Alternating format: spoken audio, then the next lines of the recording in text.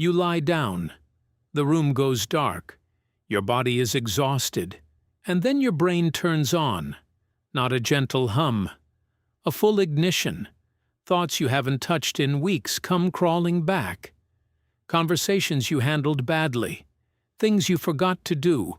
Questions with no answers. And the harder you try to make it stop, the louder it gets. You've probably assumed this is a you problem, a stress problem, maybe even a character flaw. But it isn't. What happens inside your skull the moment you try to sleep is one of the most ancient, strange, and deeply misunderstood processes in all of human biology. And once you understand what's actually going on, you'll never lie awake the same way again. Here's the first thing you need to know. Your brain is not supposed to go quiet when you close your eyes. In fact, the version of your brain that switches on at night is more active, more emotionally raw, and more fixated on unresolved problems than the version that walked through your day.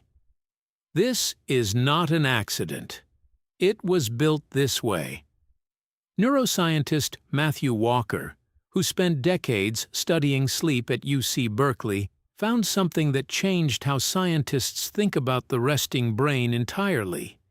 When you stop feeding your mind new information, it doesn't rest. It consolidates, it sorts, it replays, and it does this with a particular bias. It prioritizes the things that felt unfinished. Think about that for a moment. Your brain has a list. And at the top of that list are all the moments from your day, your week, your year that never got a clean resolution. The argument that ended awkwardly. The decision you haven't made yet. The thing you said to someone and immediately regretted. Your brain is not torturing you. It is trying to finish its work.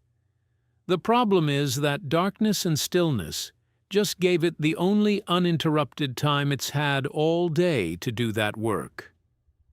This mechanism has a name. Psychologist Bluma Zygarnik first documented it in 1927 after noticing that waiters could remember every order that hadn't been served yet. But the moment a meal was delivered, it vanished from their memory completely. The brain, it turns out, keeps a kind of open file system. Completed tasks get archived. Unfinished ones stay active, humming in the background, drawing processing power, waiting to be resolved. This became known as the Zygarnik effect, and your brain runs it every single night. But why at night? Why not during your commute, or while you're in a meeting, or while you're eating lunch? The answer is something called the default mode network. It's a constellation of brain regions that fire up whenever you're not actively focused on a task. And for most of your waking day, your default mode network is suppressed. Every time you check your phone, answer a question, glance at a screen, or have a conversation, your focused attention overrides it. You keep it quiet without even trying. But then you lie down. You remove all the inputs. You close your eyes. And the default mode network comes roaring online. Neuroscientists at Harvard discovered that this network is deeply connected to something called autobiographical memory processing, which is a long way of saying it's the part of your brain that thinks about you. Your past, your identity, your relationships, your future. The moment you give it space, it fills that space entirely. And the content it chooses first is almost always the content with the highest emotional charge. That is why the memory that finds you at 2 a.m. is never the forgettable Tuesday afternoon. It's the embarrassing thing from 7 years ago. The relationship that never got a proper ending. The decision that still feels wrong. Your brain isn't being cruel. It's being efficient. Emotional weight is the brain's way of flagging importance.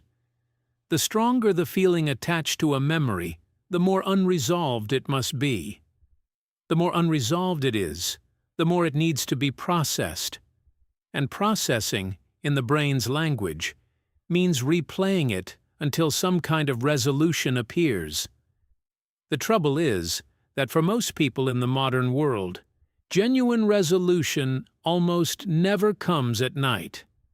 Because there is nothing you can actually do about most of these things while lying in the dark. You cannot call that person. You cannot fix that decision. You cannot go back and change what happened. Your brain circles the problem, finds no exit, circles again. Researcher Etty Ben Simon, working alongside Matthew Walker, ran a series of studies in which sleep-deprived subjects were shown emotionally provocative images and then asked to regulate their response. The sleep-deprived brain couldn't do it. The emotional centers, specifically the amygdala, fired at 60% higher intensity than normal, while the prefrontal cortex, the region responsible for rational override, went almost silent. The brain without sleep is not a calmer brain. It is a more reactive one, more easily threatened. More convinced that the unresolved thing is else